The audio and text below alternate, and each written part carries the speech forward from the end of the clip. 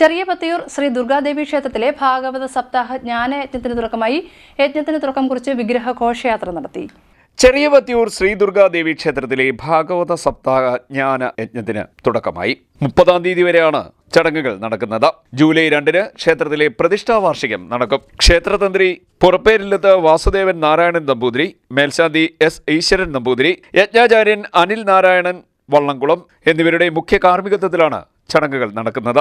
സപ്താഹ ജ്ഞാന യജ്ഞത്തിന് തുടക്കം കുറിച്ചുകൊണ്ട് വിഗ്രഹ ഘോഷയാത്ര നടന്നു. എരുവ ശ്രീകൃഷ്ണസ്വാമി ക്ഷേത്രത്തിൽ നിന്നും ആരംഭിച്ച് മൂടാമ്പാടി ശ്രീ മഹാദേവ ക്ഷേത്രം, മേജർ പത്തിയൂർ ശ്രീ ദുർഗാദേവി ക്ഷേത്രം, ശബരിക്കൽ ഗുരുമന്ദിരം, കണ്ണമംഗലം ശ്രീ മഹാദേവ ക്ഷേത്രം, ആറാട്ടുകുളങ്ങര ഗുരുമന്ദിരം, ആൽത്തറ ഗണപതി ക്ഷേത്രം, കുറ്റിക്കുളങ്ങര മഹാദേവ ക്ഷേത്രം, ഭദ്രാദേവി ക്ഷേത്രം, ചിറക്കുളങ്ങര ഗുരുമന്ദിരം, പുതുവളായിൽ ക്ഷേത്രം, ഭഗവതിപ്പടി ഗുരുമന്ദിരം എന്നിവിടങ്ങളിൽ നിന്നും സ്വീകരണങ്ങൾ ഏറ്റുവാങ്ങി ക്ഷേത്രത്തിൽ ഘോഷയാത്ര എത്തിച്ചേർന്നു.